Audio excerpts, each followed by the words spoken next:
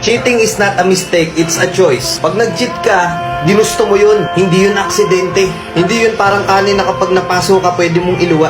Nakakala natin, sa isang sorry lang, mawawala na lahat ng sakit na naidulot natin. Kung hindi mo kaya maging loyal, kung hindi mo kaya maging faithful, sana nung umpisa pa lang, hindi ka na pumasok sa commitment. Hindi yun lolokohin mo yung tao, mahal na mahal ka.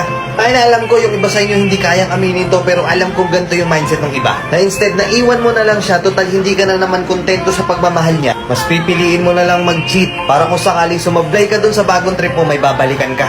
O di ba ganun naman madalas yung eksay na? Pag-usapan natin yung kay Moira. Paano kaya kung ganito? What if yung mga panahong sinusulat niya pa lang yung kantang Paubaya, alam niya na sa instinct na yung partner niya may ginagawa ng hindi tama?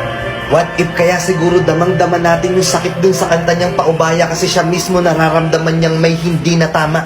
Hindi ko ma-imagine kung anong magiging reaction ko pag dumating yung araw isang beses kakantahin ni Moira yung kanta niyang Malaya. Laging ganito yung sistema di ba? Nasa huli, sa relasyon, yung nagmamahal ng todo, siya yung laging talo. Sa totoo lang, walang kwenta yung kasal Hindi talaga ina-preso na pakasalan mo yung isang tao para lang mapatunayan mo o para lang mag-improve at masabi mo sa kanya na mahal mo talaga siya. Yung iba nga may mga anak na nagagawa pang magloko, di ba? Mga tol, hindi porket nagsawa ka sa isang putahe, titikim ka ng ibang ulam. Huwag ka muna sanang mag-settle kung feeling mo meron pa rin kulang. Kasi kawawa yung totoong nagmamahal.